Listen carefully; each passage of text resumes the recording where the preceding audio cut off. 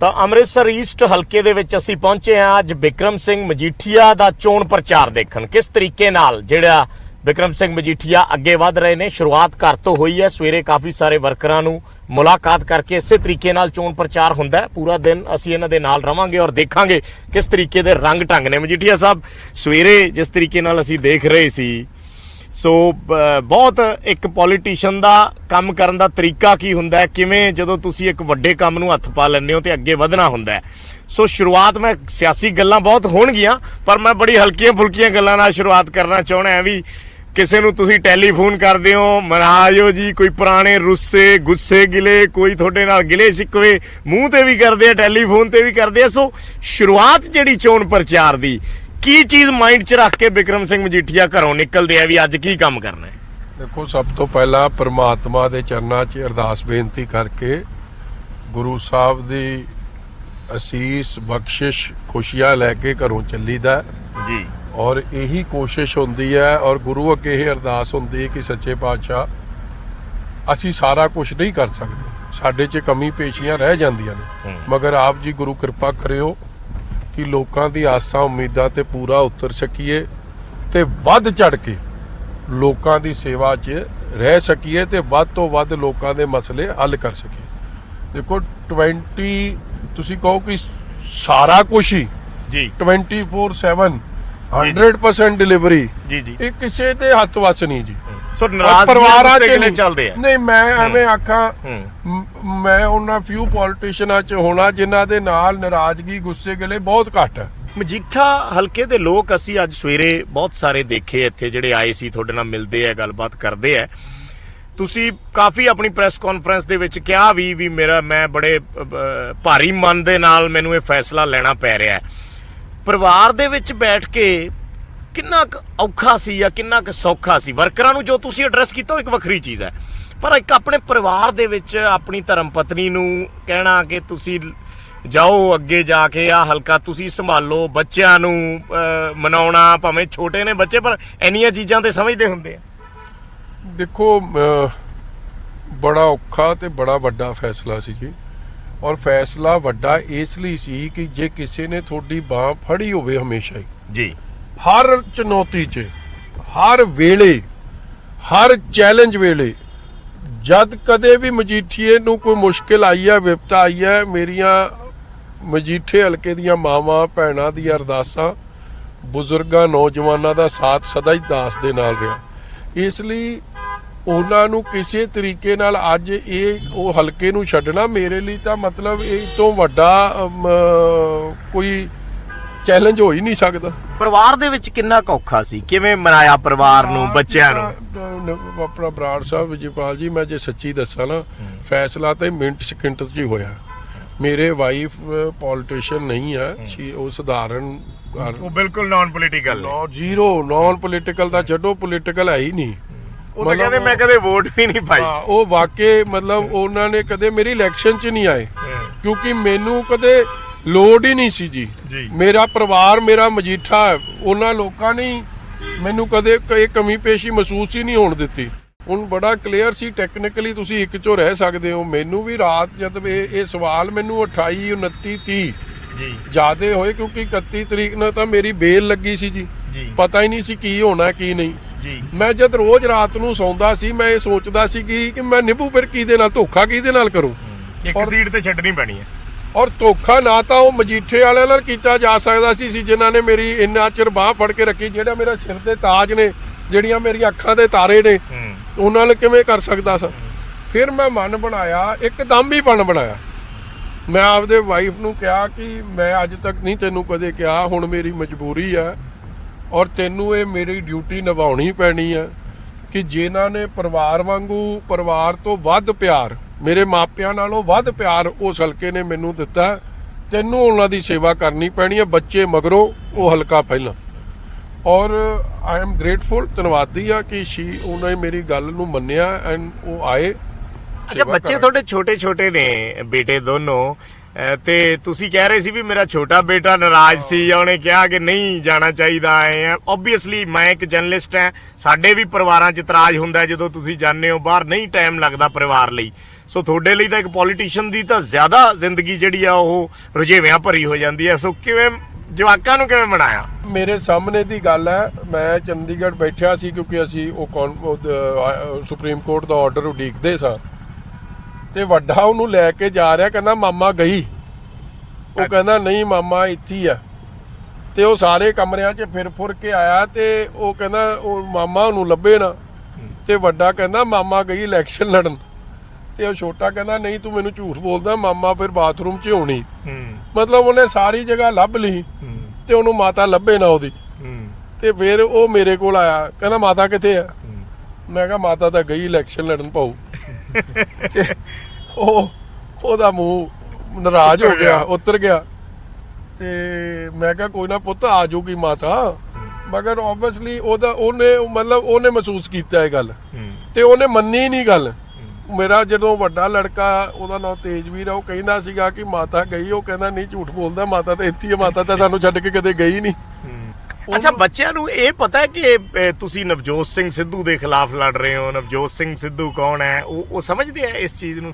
ਉਹਨਾਂ ਨੂੰ ਇਹ ਜ਼ਰੂਰ ਸਮਝ 'ਚ ਆਈ ਹੈ ਕਿ ਨਵਜੋਤ ਸਿੰਘ ਸਿੱਧੂ ਉਹਨਾਂ ਦੇ ਬਾਪੂ ਨੂੰ ਅੰਦਰ ਦੇਣਾ ਚਾਹੁੰਦਾ। ਔਰ ਉਹ ਇਹ ਗੱਲ ਨੂੰ ਵੱਡਾ ਪੁੱਛਦਾ ਜੀ, ਛੋਟੇ ਨੂੰ ਸਮਝ ਤਾਂ ਆਉਂਦੀ ਹੈ ਬਟ ਉਹ ਗੱਲ ਕਰਦਾ ਨਹੀਂ ਹੈ। ਸਿੱਧਾ ਸਵਾਲ ਪੁੱਛਾਂ ਬਿਕਰਮ ਜੀ ਕਿ ਨਵਜੋਤ ਸਿੰਘ ਸਿੱਧੂ ਦੀ ਚੁਣੌਤੀ ਐਡੀ ਵੱਡੀ ਬਣ ਗਈ ਕਿ ਤੁਹਾਨੂੰ ਐਡਾ ਫੈਸਲਾ ਲੈਣਾ ਪੈ ਗਿਆ? ਨਹੀਂ, ਮੈਂ ਦੇਖੋ, ਇੱਕ ਮੈਂ ਬੜੀ ਫਰੈਂਕਲੀ ਗੱਲ ਕਰਾਂ, ਨਵਜੋਤ ਸਿੰਘ ਸਿੱਧੂ ਕੀ ਕਹਿ ਰਿਹਾ ਮੇਰੇ ਤਾਂ ਦਿਮਾਗ ਨੂੰ ਕ੍ਰਾਸ ਵੀ ਨਹੀਂ ਕਰਦੀ ਜੀ। And it is not about ਉਹਦੀ ਚੁਣੌਤੀ ਜਾਂ ਚੈਲੰਜ ਜੀ, ਇਹ ਆਪਦੇ ਦਿਲ ਦੀ ਆਵਾਜ਼ ਹੈ। ਇਹ ਉਹ ਆਵਾਜ਼ ਸੀ ਕਿ ਧੋਖਾ ਤੂੰ ਕਿਹਦੇ ਨਾਲ ਕਰੇਗਾ? ਜਿਹੜੇ ਤੈਨੂੰ ਅੱਜ ਮਾਣ ਬਖਸ਼ ਰਹੇ ਆ ਕਿ ਜਿਨ੍ਹਾਂ ਨੇ ਤੈਨੂੰ ਹਮੇਸ਼ਾ ਮਾਣ ਬਖਸ਼ਿਆ। ਉੱਥੇ ਮੈਂ ਮਨ ਬਣਾਇਆ ਕਿ ਦੇਖੋ ਅਸੀਂ ਐਮਐਲਏ ਰਹਿ ਲਏ, ਵਜ਼ੀਰ ਰਹਿ ਲਏ, ਸਭ ਕੁਝ ਰਹਿ ਲਏ। ਜੋ ਫੈਸਲਾ ਕਰਨਾ ਦਿਲ ਦੀ ਆਵਾਜ਼ ਨੂੰ ਸੁਣ ਕੇ ਕਰਨਾ, ਮਨ ਦੀ ਆਵਾਜ਼ ਨੂੰ ਨਹੀਂ। ਵਿਦ ਆਲ ਡਿਊ ਰਿਸਪੈਕਟ, ਬੜੀ ਸਤਿਕਾਰ ਨਾਲ ਮੈਂ ਗੱਲ ਕਹਿਣਾ ਕਿ ਜੇ ਮੇਰਾ ਇਹ ਸਿਆਸੀ ਫੈਸਲਾ ਹੁੰਦਾ ਨਾ ਤੇ ਫਿਰ ਮੈਂ ਮਜੀਠਾ ਹਲਕਾ ਨਾ ਚੋਣ ਛੱਡਦਾ, ਕਿਉਂਕਿ ਅੱਜ ਦੀ ਹਿਸਟਰੀ ਕੀ ਰਹੀ ਹੈ। ਕੈਪਟਨ ਅਮਰਿੰਦਰ ਸਿੰਘ 2 ਹਲਕੇ ਲੜੇ, ਪਟਿਆਲਾ ਤੇ ਲੰਬੀ। ਆਪਦਾ ਜੱਦੀ ਹਲਕਾ ਪਟਿਆਲਾ ਨਹੀਂ ਛੱਡਿਆ। ਕਿਉਂ ਨਹੀਂ ਛੱਡਿਆ? ਕਿਉਂਕਿ ਆਪ ਉਸ ਹਲਕੇ ਨੂੰ ਆਪਦੇ ਲਈ ਸੇਫ ਸਮਝਦੇ ਆ। ਬਾਦਲ ਸਾਹਿਬ 2 ਇਲੈਕਸ਼ਨ ਲੜੇ ਜੀ, ਲੰਬੀ ਤੇ ਕਿਲਾ ਰਾਏਪੁਰ। ਲੰਬੀ ਨਹੀਂ ਛੱਡੀ ਕਿਉਂਕਿ ਸੇਫ ਸਮਝਿਆ। ਇਸ ਲਈ ਇਹ ਮੇਰੇ ਵਾਸਤੇ ਕੋਈ ਸੇਫਟੀ ਜਾਂ ਕੰਫਰਟ ਨਹੀਂ ਸੀ, ਮੇਰੇ ਵਾਸਤੇ ਕਮਿਟਮੈਂਟ ਸੀ। ਲੋਕਾਂ ਦਾ ਵਿਸ਼ਵਾਸ ਸੀ। ਲੋਕਾਂ ਨੂੰ ਇਹ ਵਿਸ਼ਵਾਸ ਦਿਵਾਉਣ ਦਾ ਤਾਂ ਸੀ ਕਿ ਜੇ ਮੈਂ ਕਮਿਟਡ ਆ ਤੇ ਮੈਂ ਆਪਦੇ ਦਿਲ ਦੀ ਸੁਣਦਾ, ਆਪਦੇ ਮਨ ਦੀ ਨਹੀਂ ਸੁਣਦਾ। ਮੈਂ ਸਕੀਮਾਂ ਨਾਲ ਫੈਸਲੇ ਨਹੀਂ ਕਰਦਾ। ਗੁਰੂ ਨੂੰ ਸਮਰਪਿਤ ਹੋ ਕੇ, ਗੁਰੂ ਤੇ ਹੱਥ ਡੋਰਾਂ, ਗੁਰੂ ਦੀਆਂ ਸੰਗਤਾਂ ਦੇ ਹੱਥ ਡੋਰਾਂ, ਤੇ ਮੈਂ ਅੱਜ ਕਮਿਟਡ ਹੋ ਕੇ ਇੱਥੇ ਈਸਟ 'ਚ ਆ ਗਿਆ। ਤੁਸੀਂ ਬਰਾੜ ਸਾਹਿਬ ਆਪ ਸਿਆਣੇ ਹੋ ਜੀ, ਮੇਰਾ ਵੀ ਪੋਲੀਟੀਕਲ ਕੈਰੀਅਰ ਦੀ ਗੱਲ ਹੈ, ਮਗਰ ਇਹ ਲੜਾਈ, ਇਹ ਪੋਲੀਟੀਕਲ ਕੈਰੀਅਰ ਨਹੀਂ ਬਣਾਂਗੇ, ਬਣ ਜਾਾਂਗੇ। ਇਹ ਲੜਾਈ ਆ ਉਸ ਹਲਕੇ ਦੀ ਡਿਵੈਲਪਮੈਂਟ ਦੀ ਬਾਰੇ। ਇਹ ਲੜਾਈ ਆ 18 ਸਾਲ ਦੇ ਜੋ ਨਵਜੋਤ ਸਿੰਘ ਸਿੱਧੂ ਦੀ ਜ਼ੀਰੋ ਪਰਫਾਰਮੈਂਸ ਹੈ। ਜੋ ਪੰਜਾਬ ਮਾਡਲ ਮੈਂ ਦਿਖਾ ਰਿਹਾ ਉਹਦਾ ਅਸਲੀ। MP ਰਹਿ ਲਏ ਤੁਸੀਂ ਜੀ, ਚੀਫ ਪਾਰਲੀਮੈਂਟਰੀ ਸੈਕਟਰੀ ਰਹਿ ਲਏ, ਮਿਨਿਸਟਰ ਰਹਿ ਲਏ, ਤਿੰਨੇ ਸਰਕਾਰਾਂ ਹੰਢਾ ਲੀਆਂ। ਜਿਹਦੀ ਅੱਜ ਸਰਕਾਰ ਚੱਲਦੀ ਹੈ ਕਾਂਗਰਸ ਪਾਰਟੀ ਦੇ, ਤੇ ਤੁਸੀਂ ਪ੍ਰਧਾਨ ਹੋ। ਸੋਨੀਆ ਗਾਂਧੀ, ਰਾਹੁਲ ਗਾਂਧੀ ਤੁਹਾਡੇ ਇਸ਼ਾਰੇ ਤੇ ਨੱਚਣ, ਤੇ ਤੁਹਾਡੇ ਹਲਕੇ ਦਾ ਇਹ ਹਾਲਾਤ ਹੋਵੇ ਕਿ ਬੇਸਿਕ ਪਾਣੀ, ਸੀਵਰੇਜ, ਬਿਜਲੀ, ਤਾਰਾਂ, ਹਸਪਤਾਲ, ਸਕੂਲ ਬੁਰੇ ਹਾਲ ਹੋਣ। ਜੇ ਬੱਲਾ ਮੰਡੀ, ਸਬਜ਼ੀ ਮੰਡੀ ਜਾ ਕੇ ਬਣਾ ਕੇ ਜਾਇਓ ਵੀਡੀਓ। ਉੱਥੇ ਕੱਲ ਮੈਂ ਇੱਕ ਏਰੀਏ ਦੀ ਜਹਾਜਗੜ੍ਹ ਦੀ ਤੁਹਾਡੀ ਨਿਊਜ਼ 18 ਨੇ ਵੀ ਵਿਖਾਈ ਹੈ ਕੀ ਹਾਲਾਤ ਬਣੇ ਪਏ ਇਲਾਕੇ ਦੇ। ਜਿਹੜਾ ਇਲਾਕਾ 18 ਸਾਲ ਇੱਕ ਬੰਦਾ ਉਹਦੀ ਨੁਮਾਇੰਦਗੀ ਕਰਦਾ ਹੋਵੇ, ਹਰ ਸਰਕਾਰ ਦਾ ਹਿੱਸੇਦਾਰ ਹੋਵੇ, ਹਰ ਤਰੀਕੇ ਹਰ ਉਹਦੇ ਹੰਡਾਲੇ ਹੋਣ, ਤੇ ਅੱਜ ਵੀ ਉਹਦੇ ਹਲਕੇ 'ਚ ਡਿਵੈਲਪਮੈਂਟ ਨਹੀਂ, ਨੌਕਰੀ ਨਹੀਂ, ਬੁਰਾ ਹਾਲ। ਇਸ ਵੇਲੇ ਨਵਜੋਤ ਸਿੰਘ ਸਿੱਧੂ ਪਿਛਲੇ ਟਾਈਮ ਦੇ ਵਿੱਚ ਜਿਵੇਂ ਮਰਜ਼ੀ ਹੈ ਚਰਨਜੀਤ ਚੰਨੀ ਨੂੰ ਚੁਣੌਤੀ ਦੇ ਰਿਹਾ ਬਤੌਰ CM ਚਿਹਰਾ। ਸੋ ਤੁਹਾਨੂੰ ਬਤੌਰ CM ਚਿਹਰੇ ਨਾਲ ਲੜਾਈ ਲੜਨੀ, ਔਰ ਆਪਾਂ ਆਮ ਤੌਰ ਤੇ ਸੋਚਦੇ ਹਾਂ ਕਿ ਜਦੋਂ ਇੱਕ ਵਿਧਾਨ ਸਭਾ ਹਲਕਾ ਲੜਦੇ ਆ ਤੇ ਜੇ ਤੁਹਾਡੇ ਸਾਹਮਣੇ ਐਡੇ ਕੱਦ ਦਾ ਬੰਦਾ ਹੈ ਕਿ ਉਹ ਕੱਲ ਨੂੰ CM ਬਣ ਸਕਦਾ ਹੈ, ਤਾਂ ਉਹ ਚੁਣੌਤੀ ਕਿੱਡੀ ਤੁਹਾਡੇ ਲਈ ਹੈ, ਮਾਇਨੇ ਰੱਖਦੀ ਹੈ ਕਿ ਨਹੀਂ?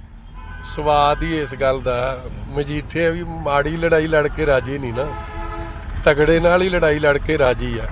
ਔਰ ਲੋਕਾਂ ਦੀ ਲੜਾਈ ਲੜ ਕੇ ਰਾਜੀ ਹੈ। ਜਿਨ੍ਹਾਂ ਲੋਕਾਂ ਨੇ ਉੱਤੇ ਭਰੋਸਾ ਕੀਤਾ ਉਹਨਾਂ ਦੇ ਤਾਂ ਕਦੇ ਸੁੱਖ ਦੁੱਖ ਦਾ ਭਾਈਵਾਲ ਨਹੀਂ, ਫੋਨ ਕਿਸੇ ਦਾ ਚੁੱਕਣਾ ਨਹੀਂ, ਲੱਭਣਾ ਕਿਸੇ ਨੂੰ ਹੈ ਨਹੀਂ। ਲੈਵਲ ਕਹਿੰਦੇ ਜੇ ਕੋਈ ਚਲੇ ਜਾਵੇ ਆ ਫੋਨ ਕਰਦੇ ਕਹਿੰਦਾ ਮੇਰਾ ਲੈਵਲ ਨਹੀਂ, ਘਰ ਚਲੇ ਜਾ ਬੂਏ ਬੰਦ। ਇਹਨੂੰ ਕੋ ਆਪਦੇ 18 ਕਾਉਂਸਲਰਾਂ ਦੇ ਨਾਂ ਦੱਸ ਦੇਵੇ। ਸੋ ਵਜ੍ਹਾ ਤਾਂ ਇਹ ਬਣੀ ਨਾ ਵੀ ਜਿਹੜੀ ਤੁਸੀਂ ਗੱਲ ਕਹਿ ਰਹੇ ਹੋ ਵੀ ਸਵਾਦ ਹੀ ਇਸ ਗੱਲ ਦਾ ਲੜਾਈ ਦਾ, ਫਿਰ ਵੱਡੀ ਲੜਾਈ ਬਣੀ। ਨੋ ਜੋ ਤੁਸੀਂ ਗੱਲ ਕਹੀ ਕਿ ਤੁਹਾਨੂੰ ਡਰ ਨਹੀਂ ਲੱਗਿਆ ਤੁਹਾਨੂੰ ਅਬਾਊਟ ਮੁੱਖ ਮੰਤਰੀ, ਮੈਂ ਤਾਂ ਸੋਚਦਾ ਹੀ ਨਹੀਂ ਕਿ ਮੁੱਖ ਮੰਤਰੀ ਦਾ ਚਿਹਰਾ ਜਾਂ ਕਿਸੇ ਚਿਹਰਾ।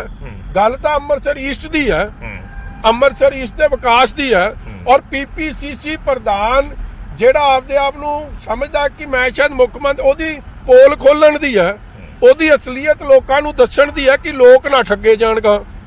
ਪੰਜਾਬ ਮਾਡਲ ਪੇਸ਼ ਕਰਨ ਵਾਲਾ ਉਹਦਾ ਮਾਡਲ ਦੇ ਦੇਖਣਾ ਆ ਕੇ ਉਹਦੇ ਹਲਕੇ 'ਚ ਵੇਖੋ ਉਹਦਾ ਅਸਲੀ ਚਿਹਰਾ, ਤੇ ਲੋਕਾਂ ਨੂੰ ਸਮਝ ਆ ਜਾਏ ਕਿ ਨੌਨ ਪਰਫਾਰਮਰ ਜੀ। ਅੱਜ ਤੱਕ 18 ਸਾਲਾਂ 'ਚ ਇਹਨਾਂ ਨੇ ਡੰਪ ਨੂੰ ਬਾਹਰ ਕੱਢਣ ਦੀ ਗੱਲ ਕੀਤੀ, ਡੰਪ ਉੱਥੇ ਦਾ ਉੱਥੇ।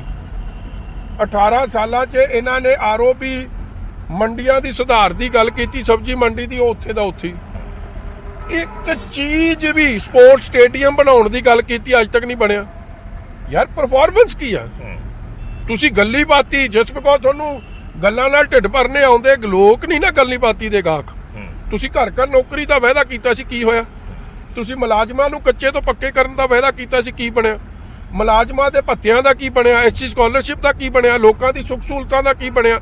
ਮਹਿੰਗਾਈ ਤੁਸੀਂ ਸ਼ਿਕਰਾਂ ਤੇ ਪਹੁੰਚਾਤੀ। ਉਹ ਤਾਂ ਹੁਣ ਵੀ ਕਹਿੰਦੇ ਆ ਵੀ ਮੈਨੂੰ ਜੇ ਮੇਰੇ ਕੋਲੇ ਫੈਸਲੇ ਲੈਣ ਦੀ ਤਾਕਤ ਆਈ ਤਾਂ ਮੈਂ ਕਿਸੇ ਚੀਜ਼ ਦੀ ਕਮੀ ਨਹੀਂ ਰਹਿਣ ਦੇਣੀ, ਮੇਰੇ ਕੋਲੇ ਹੁਣ ਤੱਕ ਫੈਸਲੇ ਲੈਣ ਦੀ ਤਾਕਤ ਨਹੀਂ। ਕੱਲ ਤੁਸੀਂ ਕਹੋ ਮੈਂ ਤਾਂ ਐਜ਼ ਅ ਜਰਨਲਿਸਟ ਕੁਝ ਕਰ ਹੀ ਨਹੀਂ ਪਾਇਆ ਕਿਉਂਕਿ ਮੈਂ ਤਾਂ ਐਡੀਟਰ ਇਨ ਚੀਫ ਨਹੀਂ ਬਣਿਆ। ਐਜ਼ ਅ ਜਰਨਲਿਸਟ ਤੁਸੀਂ ਕੁਝ ਕਰਨਾ ਚਾਹੋ, ਤੁਸੀਂ ਐਜ਼ ਬੇਸਿਕ ਰਿਪੋਰਟਰ ਵੀ ਕਰ ਸਕਦੇ ਹੋ ਜੀ, ਠੀਕ ਹੈ। If you want a positive, ਤੁਸੀਂ ਚੇਂਜ ਲਿਆਉਣਾ ਚਾਹੁੰਦੇ ਹੋ। ਐਮਪੀ ਦਾ ਉਹਦਾ ਛੋਟਾ,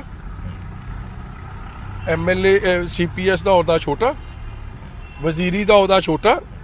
ਜਿਸ ਸਰਕਾਰ ਪਾਰਟੀ ਦੀ ਸਰਕਾਰ ਹੈ ਉਸ ਪਾਰਟੀ ਦੇ ਤੁਸੀਂ ਪ੍ਰਧਾਨ ਹੋ, ਉਹਦਾ ਛੋਟਾ। ਸਾਰੇ ਲੀਡਰ, ਉਹ ਚਾਹੇ ਉਹ ਭਾਜਪਾ ਸੀ, ਚਾਹੇ ਉਹ ਸ਼੍ਰੋਮਣੀ ਅਕਾਲੀ ਦਲ ਸੀ, ਤੇ ਚਾਹੇ ਉਹ ਕਾਂਗਰਸ ਪਾਰਟੀ ਦੀ ਸੀ, ਸਾਰਿਆਂ ਟੌਪ ਲੀਡਰਾਂ ਤੱਕ, ਪ੍ਰਧਾਨ ਮੰਤਰੀਆਂ ਤੱਕ ਤੁਹਾਡੀ ਪਹੁੰਚ ਹੋਵੇ। ਤੁਹਾਡਾ ਇਲਾਕਾ ਹਲੇ ਵੀ ਤਰਸਦਾ ਹੋਵੇ ਬੇਸਿਕ ਸਹੂਲਤਾਂ ਨੂੰ, ਕੀ ਉਹ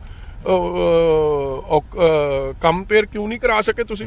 ਰੌਲਾ ਉਹ ਨਹੀਂ, ਰੌਲਾ ਕਿ ਮੈਨੂੰ ਕੁਰਸੀ ਮਿਲ ਜੇ ਮੁੱਖ ਮੰਤਰੀ ਦੀ। ਲੋਕਾਂ ਦਾ ਮਸਲਾ ਨਹੀਂ, ਮਸਲਾ ਤਾਂ ਕੁਰਸੀ ਦਾ, ਆਪ ਦੇ ਦਾ। ਸ਼ਹਿਰੀ ਹਲਕੇ ਦੇ ਵਿੱਚ ਅਕਾਲੀ ਦਲ, ਜਿੰਨਾ ਕਿ ਅਸੀਂ ਬਤੌਰ ਜਰਨਲਿਸਟ ਸਮਝਦੇ ਹਾਂ ਕਿ ਅਕਾਲੀ ਦਲ ਪਿੰਡੂ ਹਲਕਿਆਂ ਨੂੰ ਪ੍ਰੈਫਰ ਕਰਦਾ ਹੈ, ਤੁਸੀਂ ਹੁਣ ਪਿੰਡੂ ਹਲਕਾ ਛੱਡ ਕੇ ਸ਼ਹਿਰੀ ਹਲਕੇ ਦੇ ਵਿੱਚ ਪ੍ਰਚਾਰ ਕਰਨ ਲੱਗ ਪਏ। ਚੁਣੌਤੀ ਇੱਕ ਤੋਂ ਬਾਅਦ ਇੱਕ, ਕਹਿੰਦੇ ਚੁਣੌਤੀਆਂ ਦੀ ਢਿੱਗ ਲੱਗਦੀ ਜਾਂਦੀ ਹੈ। ਬਰਾੜ ਸਾਹਿਬ, ਲੋਕਾਂ ਦਾ ਨੁਮਾਇੰਦਾ ਨਾ ਸ਼ਹਿਰ ਵੇਖੇ ਨਾ ਪਿੰਡ ਵੇਖੇ, ਉਹ ਲੋਕਾਂ ਵੱਲ ਵੇਖੇ। ਔਰ ਮੈਨੂੰ ਸ੍ਰੀ ਅੰਮ੍ਰਿਤਸਰ ਸਾਹਿਬ ਦੇ ਲੋਕਾਂ ਦਾ ਹੁਕਮ ਹੋਇਆ ਕਿ ਤੂੰ ਇਸ ਹਲਕੇ 'ਚੋਂ ਆ ਕੇ ਸਾਡੀ ਲੜਾਈ ਲੜ, ਸਾਡੇ ਹਲਕੇ ਦੀ ਡਿਵੈਲਪਮੈਂਟ ਕਰਾ।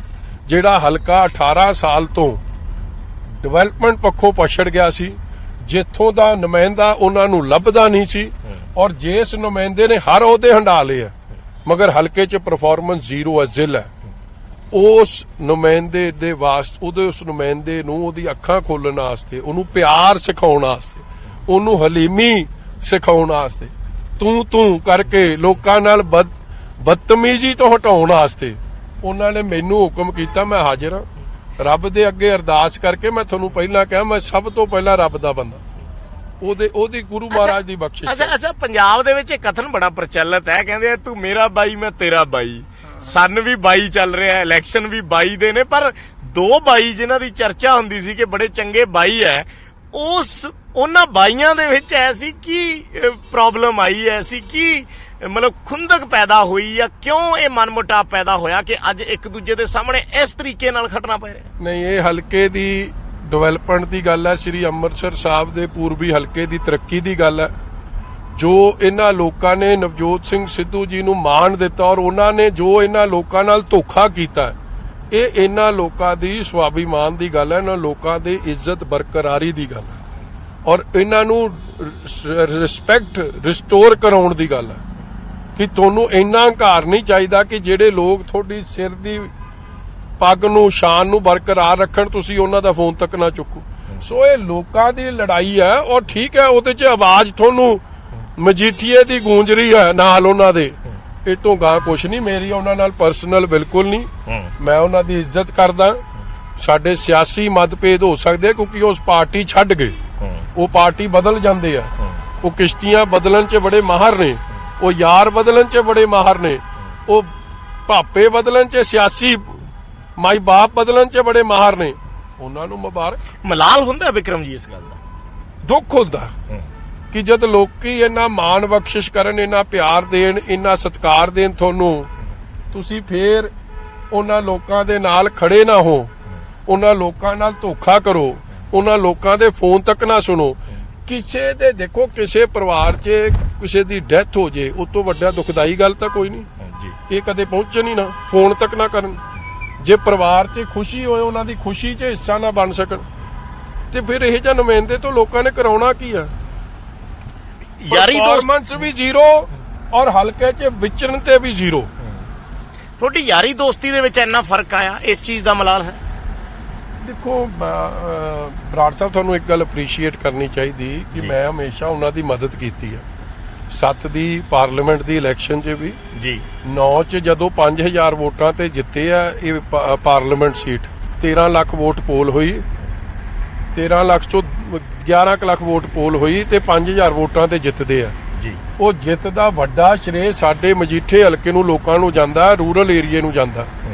ਠੀਕ ਹੈ ਜੀ। ਔਰ ਇਹ ਆਪ ਕਹਿੰਦੇ ਸੀ ਕਿ ਜੋ ਮੇਰੇ ਲਈ ਮਜੀਠੀਏ ਨੇ ਕੀਤਾ, ਇਹ ਮੇਰਾ ਛੋਟਾ ਵੀਰ ਹੈ ਤੇ ਮੈਂ ਇਹਦੇ ਲਈ ਆਪਦੇ ਚੰਮ ਦੀਆਂ ਜੁੱਤੀਆਂ ਬਣਾ ਕੇ ਇਹਨੂੰ ਦੇ ਸਕਦਾ, ਏਡਾ ਉਹ ਗੱਲਾਂ ਕਰਦੇ ਸੀ। ਮਗਰ ਅੱਜ ਤੁਸੀਂ ਠੀਕ ਹੈ, ਜਿਸ ਭਰਾ ਨਾਲ ਅਸੀਂ ਇਕੱਠੇ ਰੋਟੀ ਖਾਂਦੇ ਰਹੇ ਹਾਂ, ਸਭ ਕੁਝ ਖਾਂਦੇ ਰਹੇ ਹਾਂ, ਮੈਂ ਅੱਜ ਵੀ ਨਹੀਂ ਉਹਨਾਂ ਬਾਰੇ ਕੋਈ ਮਾੜੇ ਸ਼ਬਦ ਵਰਤੇ ਉਹਨਾਂ ਦੀ ਸ਼ਾਨ ਦੇ ਖਿਲਾਫ। ਉਹ ਤਾਂ 100 ਵਾਰੀ ਵਰਤਦੇ ਆ। ਇਹ ਸਵਾਲ ਉਹਨਾਂ ਨੂੰ ਹੋਣਾ ਚਾਹੀਦਾ। ਮੈਂ ਸੋਨੀਆ ਗਾਂਧੀ ਗੁੰਡੇ ਨੇ ਇੱਥੇ ਗੰਦ ਪਾਉਣ ਆਏ ਆ। ਪਿਛਲੇ ਦਿਨਾਂ 'ਚ ਇੱਕ ਇੰਟਰਵਿਊ ਤੁਸੀਂ ਵੀ ਸੁਣੀ ਹੋਣੀ ਹੈ, ਇਸ ਤਰੀਕੇ ਦੇ ਸ਼ਬਦ ਜਿਹੜੇ ਹੈ ਉਹ ਵਰਤੇ ਜਾਂਦੇ ਆ। ਤੇ ਜਦੋਂ ਤੈਨੂੰ ਮੇਰੀ ਲੋੜ ਸੀ ਭਰਾ, ਉਦੋਂ ਅਸੀਂ ਨਹੀਂ ਸੀ, ਉਦੋਂ ਠੀਕ ਸੀ ਅਸੀਂ। ਜਦੋਂ 12 ਦੀ ਇਲੈਕਸ਼ਨ ਇਹਨਾਂ ਦੀ ਮਿਸਿਸ ਨੇ ਇੱਥੋਂ ਲੜਨੀ ਸੀ, ਇਹ ਹਲਕਾ ਉਦੋਂ ਸ਼੍ਰੋਮਣੀ ਅਕਾਲੀ ਦਲ ਕੋਲ ਹੁੰਦਾ ਸੀ। ਸਾਡੇ 2 ਚਿਹਰੇ ਇੱਥੋਂ ਟਿਕਟ ਦੇ ਚਾਹਵਾਨ ਸਨ, ਉਪਕਾਰ ਸਿੰਘ ਸੰਧੂ ਤੇ ਗੁਰਪ੍ਰਤਾਪ ਸਿੰਘ ਟਿੱਕਾ। ਦੋਵਾਂ ਦਾ ਹੱਕ ਮਾਰ ਕੇ ਸਿਰਫ ਇਸ ਲਈ ਕਿਉਂਕਿ ਇਹ ਮੈਨੂੰ ਕਹਿੰਦਾ ਛੋਟੇ ਵੀਰ ਤੇਰੀ ਭੈਣ ਨੂੰ ਲੜਾਉਣਾ, ਭੈਣ ਨੇ ਮੈਨੂੰ ਰੋਟੀ ਖਵਾ ਦੇਣੀ, ਪਿਆਰ ਨਾਲ ਗੱਲ ਕਰ ਲੈਣੀ, ਕਹਿੰਦੇ ਤੇਰੀ ਭੈਣ ਨੇ ਲੜਨਾ। ਸੁਖਬੀਰ ਜੀ ਕੋਲ ਗਏ ਕਿ ਹਲਕਾ ਬਦਲ ਦਿਓ ਔਰ 12 ਚ ਇਹਨਾਂ ਨੂੰ ਇੱਥੋਂ ਐਮਐਲਏ ਲੜਾਇਆ। ਉਦੋਂ ਅਸੀਂ ਠੀਕ ਸੀ। ਅੱਜ ਕਿਉਂਕਿ ਤੁਹਾਨੂੰ ਸੂਟ ਨਹੀਂ ਕਰਦਾ ਤੇ ਸਾਡੇ ਚ ਨੁਕਸ ਪੈ ਗਿਆ। ਜਿਨ੍ਹਾਂ ਬਾਰੇ ਸੁਪਰੀਮ ਕੋਰਟ, UPSC ਟਿੱਪਣੀ ਕਰੇ, ਉਹਨਾਂ ਨੂੰ ਤੁਸੀਂ head of police force Lahore ਸਿਰਫ ਇਸ ਲਈ ਵਰਤੋ ਕਿ ਤੁਸੀਂ ਸਿਆਸੀ ਬਦਲਾਖੋਰੀ ਕਰੋ। ਮੇਰੇ ਤੇ ਉਹ ਧਾਰਾਵਾਂ ਲਾਈਆਂ ਗਈਆਂ ਕਿ ਇਹਦੀ ਜ਼ਮਾਨਤ ਨਾ ਹੋਵੇ, ਇਲੈਕਸ਼ਨ ਨਾ ਲੜਨ ਜੋਗਾ ਰਵੇ। ਸੁਪਰੀਮ ਕੋਰਟ ਨੂੰ ਟਿੱਪਣੀ ਕਰਨੀ ਪੈ ਗਈ ਕਿ ਲੋਕਤੰਤਰ ਦਾ ਘਾਣ ਹੋ ਰਿਹਾ, ਡੈਮੋਕ੍ਰੇਸੀ ਬਚਾਓ। ਤੁਸੀਂ ਇੱਕ ਗੱਲ ਕਹੀ ਸੀ ਕਿ ਮੈਂ ਸਰੈਂਡਰ ਕਰਨ ਦਾ ਮਨ ਬਣਾ ਲਿਆ ਸੀ, ਫਿਰ ਬਦਲਿਆ ਕਿਉਂ? ਜਦੋਂ ਕੋਰਟ ਨੇ ਸਾਡੀ, ਤੁਸੀਂ ਉਹ ਵੇਖੋ, ਸਰੈਂਡਰ ਕਰਨ ਦਾ ਮਨ ਬਣਾਇਆ, ਮੈਂ ਕੋਰਟ 'ਚ ਹਾਜ਼ਰ ਹਾਂ। ਕੋਰਟ ਦੇ ਅੱਗੇ ਆਨਰੇਬਲ ਜੱਜ ਸਾਹਿਬ ਅੱਗੇ ਸਾਡੇ ਵਕੀਲ ਸਾਹਿਬ ਨੇ ਕਿਹਾ ਗਿਵ ਅਸ 3 ਡੇਜ਼ ਕਿ ਅਸੀਂ ਆਪਦੀ ਨੋਮੀਨੇਸ਼ਨ ਪੇਪਰ ਭਰ ਦਈਏ ਜੀ। ਇਹ 24 ਤਰੀਕ ਦੀ ਗੱਲ ਸੀ, 25 ਨੂੰ ਮੈਂ ਨੋਮੀਨੇਸ਼ਨ ਭਰਨੇ ਸੀ। ਜੱਜ ਸਾਹਿਬਾਨ ਨੇ ਕਿਹਾ ਆਈ ਵਿਲ ਕੰਸੀਡਰ ਇਟ। ਕੀ ਮਜਬੂਰੀ ਸੀ ਜੀ, ਮੇਰੇ ਘਰੇ ਤੁਸੀਂ ਰੇਡ ਸ਼ੁਰੂ ਕਰਤਾ ਤੁਸੀਂ, ਔਰ ਅਗਲੇ ਦਿਨ ਆਰਡਰ ਆ ਗਏ ਕਿ 3 ਦਿਨ ਦਿੱਤੇ, ਫਿਰ ਮਤਲਬ ਇਲੀਗਲ ਰੇਡ ਸੀ। ਜੇ ਐਮਐਲਏ ਤੇ ਇਲੀਗਲ ਰੇਡ ਹੋ ਰਿਹਾ ਹੈ, ਆਪੋਜੀਸ਼ਨ ਦੇ ਲੀਡਰਸ ਤੇ ਇਲੀਗਲ ਰੇਡ ਹੋ ਰਿਹਾ, ਸਿਰਫ ਇਸ ਲਈ ਕਿ ਕਾਗਜ਼ ਨਾ ਭਰ ਸਕੇ ਕਿਉਂਕਿ 26 ਨੂੰ ਛੁੱਟੀ ਸੀ। ਇਹ ਤਾਂ ਸੁਪਰੀਮ ਕੋਰਟ ਜੇ 27 ਨੂੰ ਰਿਪਰੀਵ ਨਾ ਦਿੰਦਾ, ਮੈਨੂੰ ਤਾਂ ਕਾਗਜ਼ ਭਰਨ ਜੋਗਾ ਨਹੀਂ ਛੱਡਿਆ ਸੀ ਇਹਨੇ। ਔਰ ਸਿਰਫ ਇਸ ਲਈ ਕਿ ਇਹਨੂੰ ਚੋਣ ਮੈਦਾਨ ਤੋਂ ਦੂਰ ਰੱਖੀਏ, ਲੋਕਾਂ ਤੋਂ ਦੂਰ ਰੱਖੀਏ। ਮਗਰ ਲੋਕਾਂ ਦਾ ਪਿਆਰ ਤੁਸੀਂ ਵੇਖ ਹੀ ਰਹੇ ਹੋ। ਲੋਕਾਂ ਦੀ ਕਚਹਿਰੀ 'ਚ ਫੈਸਲਾ ਹੋਣਾ ਔਰ ਰੱਬ ਦੀ ਕਚਹਿਰੀ ਸਭ ਤੋਂ ਉੱਚੀ ਕਚਹਿਰੀ 'ਚ ਫੈਸਲਾ। ਕੀ ਇਹ ਲੜਾਈ ਵਿਕਰਮ ਮਜੀਠੀਆ ਦੀ ਨਿੱਜੀ ਲੜਾਈ ਬਣ ਗਈ ਹੈ? ਬਿਲਕੁਲ ਵੀ ਨਹੀਂ ਜੀ, ਬਿਲਕੁਲ ਵੀ ਨਹੀਂ। ਮੈਂ ਤਾਂ ਹੱਥ ਜੋੜ ਕੇ ਆਪਦੇ ਵੱਡੇ ਭਰਾ ਦੀ, ਨਵਜੋਤ ਸਿੰਘ ਸਿੱਧੂ ਦੀ ਸੁੱਖ ਮੰਗਦਾ, ਉਹਨੂੰ ਫੇਰ ਉਸ ਤਰ੍ਹਾਂ ਹੱਸਦਾ ਵੇਖਣਾ ਚਾਹੁੰਦਾ, ਮੁੱਖ ਮੰਤਰੀ ਹੰਕਾਰ ਕੱਢਣਾ ਚਾਹੁੰਦਾ। ਮੁੱਖ ਮੰਤਰੀ ਦੀ ਲੜਾਈ ਨੂੰ ਕਿਵੇਂ ਦੇਖਦੇ ਹੋ? ਕਿਉਂਕਿ ਸਿੱਧਾ ਇਸ ਵੇਲੇ 2 ਨਾਮ ਰਾਹੁਲ ਗਾਂਧੀ ਨੇ ਉਸ ਦਿਨ ਲਏ, ਸੁਨੀਲ ਜਾਖੜ ਹੋਰਾਂ ਦਾ ਨਾਮ ਨਹੀਂ ਆਇਆ। ਉਹਨਾਂ ਨੇ ਆਪਣੀ ਗੱਲ ਰੱਖਤੀ ਕਿ ਮੈਨੂੰ ਇੰਨੀਆਂ ਵੋਟਾਂ ਪਈਆਂ ਸੀ। ਫਿਰ ਹਿੰਦੂ ਚਿਹਰੇ ਦੀ ਗੱਲ ਆ ਗਈ, ਦਲਿਤ ਚਿਹਰੇ ਦੀ ਗੱਲ ਆ ਗਈ, ਸਿੱਖ ਚਿਹਰੇ ਦੀ ਗੱਲ ਆ ਗਈ ਕਿ ਇੱਥੇ ਹੀ ਪੰਜਾਬ ਦੀ ਸਿਆਸਤ ਖੜੀ ਹੈ। ਬੜੇ ਅਫਸੋਸ ਦੀ ਗੱਲ ਹੈ, ਬੜੇ ਅਫਸੋਸ ਦੀ ਗੱਲ ਹੈ ਕਿ ਪੰਜਾਬ ਤੇ ਅੱਜ ਤੱਕ ਇਹ ਹਾਲਾਤ ਨਹੀਂ ਪੈਦਾ ਹੋਏ ਸੀ। ਅੱਜ ਕਾਂਗਰਸ ਨੇ ਉਹ ਹਾਲਾਤ ਵੀ ਪੈਦਾ ਕਰ। ਮੈਂ ਸੁਣਦਾ ਹੁੰਦਾ ਸੀ ਵੱਡਿਆਂ ਕੋਲੋਂ ਕਿ ਗੋਰੇ ਅੰਗਰੇਜ਼ ਜਦ ਛੱਡ ਕੇ ਗਏ, ਉਹਨਾਂ ਦੀ ਨੀਤੀ ਕਾਂਗਰਸ ਪਾਰਟੀ, ਜਿਹਨੂੰ ਕਾਲੇ ਅੰਗਰੇਜ਼ ਕਹਿ ਕੇ ਕਈਆਂ ਨੇ ਰੈਫਰ ਕੀਤਾ ਕਿ ਇਹ ਸਿੱਖ ਗਏ ਆ, ਪਾੜੋ ਤੇ ਰਾਜ ਕਰੋ, ਅੱਜ ਵੇਖਣ ਨੂੰ ਵੀ ਮਿਲ ਗਿਆ। ਜਾਖੜ ਸਾਹਿਬ ਨੂੰ ਆਪ ਉਹਨਾਂ ਨੇ ਬਿਆਨ ਕੀਤਾ ਕਿ 42 ਵੋਟਾਂ ਮੇਰੀਆਂ ਐਮਐਲਏ ਦੀਆਂ ਜੀ, 16 ਵੋਟਾਂ ਬੀਬੀ ਪ੍ਰਨੀਤ ਕੌਰ ਦੀਆਂ, 6 ਵੋਟਾਂ ਸਿੱਧੂ ਸਾਹਿਬ ਦੀਆਂ ਤੇ 2 ਵੋਟਾਂ ਚੰਨੀ ਸਾਹਿਬ ਦੀਆਂ। 2 ਵੋਟਾਂ ਵਾਲਾ ਸੀਐਮ ਬਣ ਗਿਆ। ਮਤਲਬ ਕਿ ਲੋਕਤੰਤਰ ਕੋਈ ਨਹੀਂ। ਦੂਜੀ ਗੱਲ ਕਿ ਉਹਨਾਂ ਦੀ ਡਿਸਕੁਆਲੀਫਿਕੇਸ਼ਨ ਦਾ ਕਾਰਨ ਕੀ ਬਣਿਆ? ਹਿੰਦੂ ਭਾਈਚਾਰਾ। ਜਦ ਕਿ ਪੰਜਾਬ ਗੁਰੂਆਂ ਪੀਰਾਂ ਦੀ ਧਰਤੀ, ਭਾਈਚਾਰਕ ਸਾਂਝ ਲਈ ਮਸ਼ਹੂਰ ਆ। ਇਹ ਧਰਤੀ ਉਹ ਆ ਜਿਹੜੀ ਸਰਬੱਤ ਦੇ ਭਲੇ ਦੀ ਅਰਦਾਸ ਕਰਦੀ ਹੈ, ਹਰੇਕ ਦਾ ਭਲਾ ਮੰਗਦੀ ਹੈ। ਮਗਰ ਕਾਂਗਰਸ ਦੀ ਸੋਚ ਵੇਖ ਲਓ, ਨਵਜੋਤ ਸਿੰਘ ਸਿੱਧੂ ਦੀ ਮਾਨਸਿਕਤਾ ਵੇਖ ਲਓ, ਸੁੱਖੀ ਰੰਧਾਵੇ ਦੀ ਮਾਨਸਿਕਤਾ ਵੇਖ ਲਓ ਕਿ ਜਾਖੜ ਸਾਹਿਬ ਦਾ ਨਾਂ ਇਸ ਲਈ ਘਟਾਤਾ ਕਿਉਂਕਿ ਉਹ ਹਿੰਦੂ ਭਾਈਚਾਰੇ 'ਚ। ਮੈਂ ਇਹਨੂੰ ਬੜੀ ਵੱਡੀ ਪੰਜਾਬੀਆਂ ਦੀ, ਪੰਜਾਬੀ ਸਪਿਰਿਟ ਦੀ, ਸਾਡੇ ਗੁਰੂ ਸਾਹਿਬਾਨਾਂ ਦੀ ਸੋਚ ਦੀ, ਜੋ ਸਾਨੂੰ ਸਿੱਖਿਆ ਉਹਦੀ ਤੋਹੀਨ ਮੰਗਦਾ, ਡਿਸਰੈਸਪੈਕਟ ਮੰਨਦਾ। ਔਰ ਇਹ ਅਫਸੋਸ ਦੀ ਗੱਲ ਹੈ ਕਿ ਇਹ ਜੀ ਪੋਲਿਟਿਕਸ ਇਹ ਕਾਂਗਰਸੀ ਕਰ ਰਹੇ। ਹੁਣ ਪਹਿਲਾਂ ਉਹਨਾਂ ਨੂੰ ਬੇਇੱਜ਼ਤ ਕੀਤਾ ਜਾਖੜ ਸਾਹਿਬ ਨੂੰ, ਹੁਣ ਚੰਨੀ ਸਾਹਿਬ ਦੀ ਵਾਰੀ ਆਈ ਹੈ। ਉਹ ਸਿਟਿੰਗ ਮੁੱਖ ਮੰਤਰੀ ਨੇ ਐਲਾਨ ਦਿਓ। ਤੁਸੀਂ ਕਹਿੰਦੇ ਹੋ ਅਸੀਂ ਦਲਿਤ ਚਿਹਰਾ ਬਣਾਇਆ, ਤੇ ਫਿਰ ਦਲਿਤ ਚਿਹਰੇ ਨੂੰ ਹੁਣ ਯੂਜ਼ ਐਂਡ ਅਬਿਊਜ਼ ਤੇ ਥਰੋ ਕਰ ਦੇਣਾ। ਤੁਸੀਂ ਮੁਕਾਬਲਾ ਕਿਹਦੇ ਨਾਲ ਦੇਖਦੇ ਹੋ? ਓਵਰਆਲ ਪੰਜਾਬ ਦੀ ਮੈਂ ਗੱਲ ਕਰਾਂ, ਦੇਖੋ ਗੁਰੂ ਦੀ ਬਖਸ਼ਿਸ਼ ਨਾਲ ਲੋਕ ਬੜੇ ਫਰਸਟ੍ਰੇਟਡ ਨੇ ਕਾਂਗਰਸ ਪਾਰਟੀ ਨਾਲ। ਇਹਨਾਂ ਨੂੰ ਲੋਕਾਂ ਨੇ ਮੂੰਹ ਨਹੀਂ ਲਾਉਣਾ। ਘਰ ਘਰ ਨੌਕਰੀ ਕਿੱਥੇ?